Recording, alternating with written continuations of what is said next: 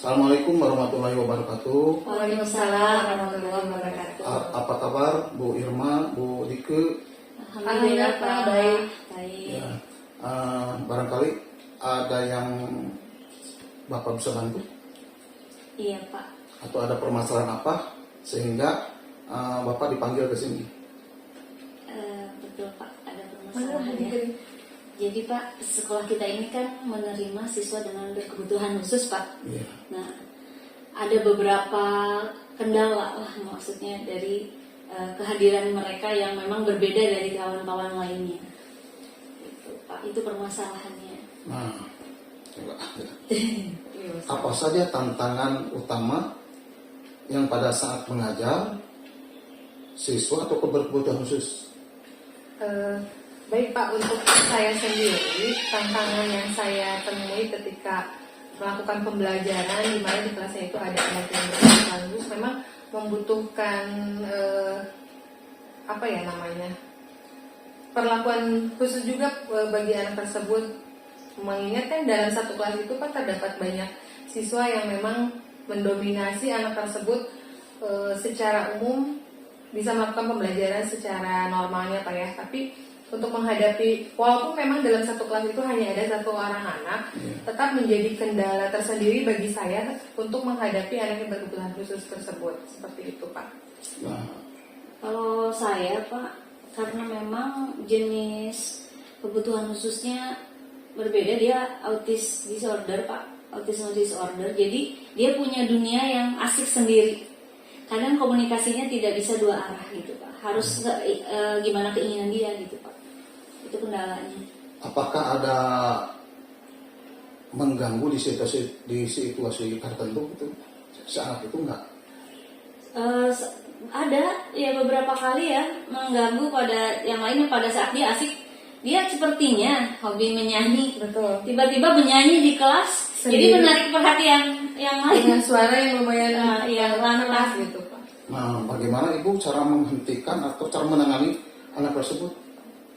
Pada dasarnya memang kita juga kan tidak bisa ya Pak menghakimi anak tersebut, seperti contohnya harus mengeluarkan dan tidak. Nah di sana tantangan tersendiri bagi saya untuk mencari tahu bagaimana cara yang terbaik untuk mengatasi hal tersebut pada anak yang memang berkebutuhan khusus. Yang saya lakukan memang mencoba menenangkan dan meminta bantuan juga kepada teman-temannya untuk menenangkan anak tersebut, walaupun memang faktanya lumayan sulit ketika disuruh diam, terkadang tidak langsung respon diam dan sebagainya seperti itu Pak.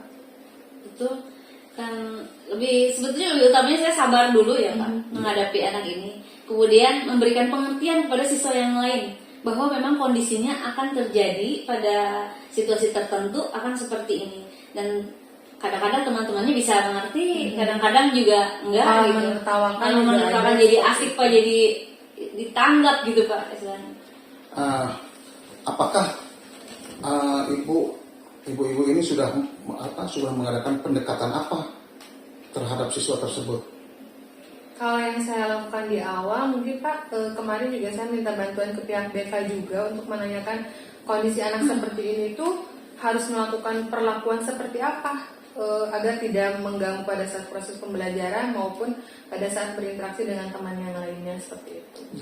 Kalau saya dengan orang tua Pak, saya bertanya dulu, lihat mindset anaknya. Kadang saya melihat dulu kenapa bisa terjadi dengan cara yang bijak itu, bertanya kepada orang tua kenapa kondisi anaknya seperti ini.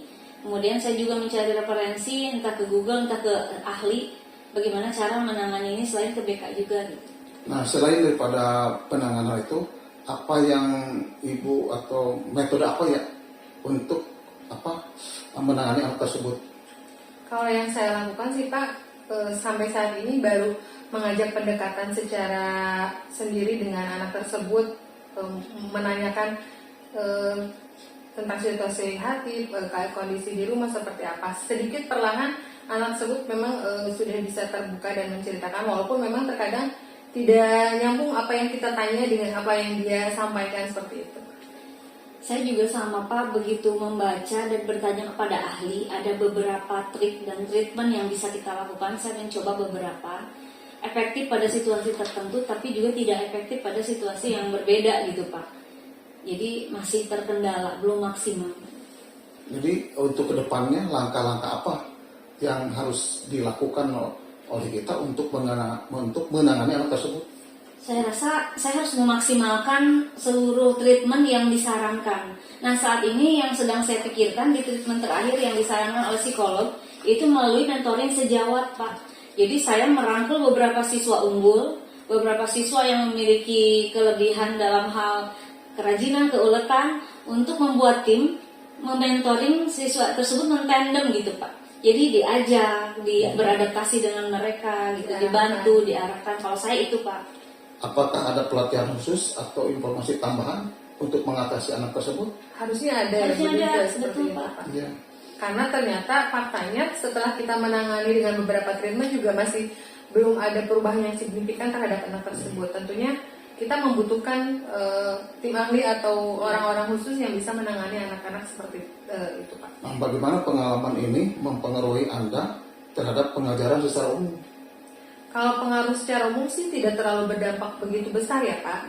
Karena memang kalau kita lihat jumlah anak yang berkebutuhan khusus dalam satu kelas itu masih dikatakan kategori yang minimal dibandingkan dengan jumlah yang lainnya. Jadi kalau secara umum yang saya rasakan tidak begitu mengganggu sih, Pak. Hanya dalam kasus tertentu saja, Pak. Iya. Dalam situasi tertentu mengganggu bukan, justru hiburan, justru kalau buat anak-anak. Tapi ada kalanya mengganggu, Iya, hanya presentasinya kecil gitu. Kalau ke yang lain.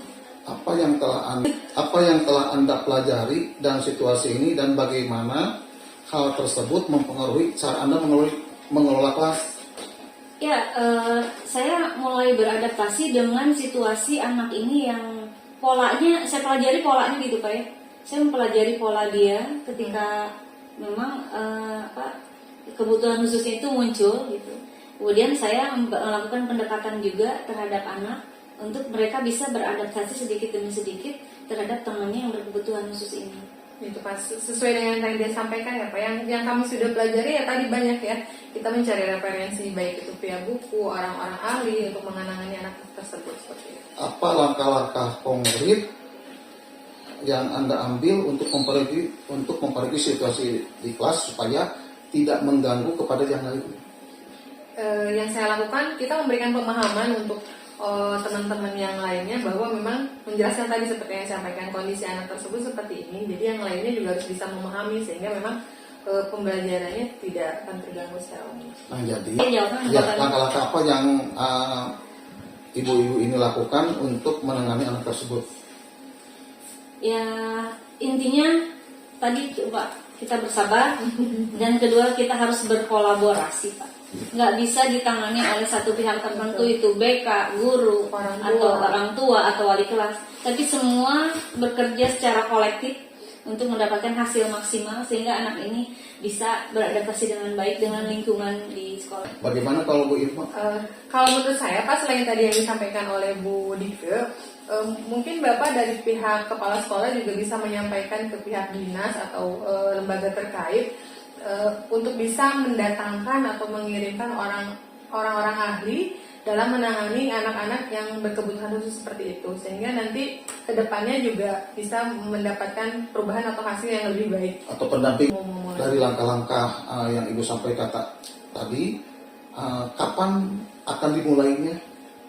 Secepatnya ya. Iya, kalau untuk pastinya harus secepatnya karena memang tidak ada waktu untuk menunda untuk menangani anak-anak tersebut seperti itu. Besok, Pak. Ketika kita mulai pembelajaran, betul, kita akan memulai besok. Ya. Dari hasil pembicaraan tadi, kemudian Ibu akan melakukan langkah-langkah tadi. Nah, setelah 2 minggu saya akan pantau kembali dan akan mengevaluasi dari hasil daripada ibu-ibu yang lakukan itu. Baik Pak, terima kasih atas bantuan dan dukungan dari Bapak Umi. Itu Pak. Baik ibu-ibu. Baik ibu-ibu, kita tutup hasil diskusi ini. Mudah-mudahan hasil diskusi ini ada manfaatnya bagi kita, khususnya untuk sekolah kita untuk memaju kepada sekolah yang berkelanjutan. Amin. Assalamualaikum warahmatullahi wabarakatuh. Waalaikumsalam warahmatullahi wabarakatuh.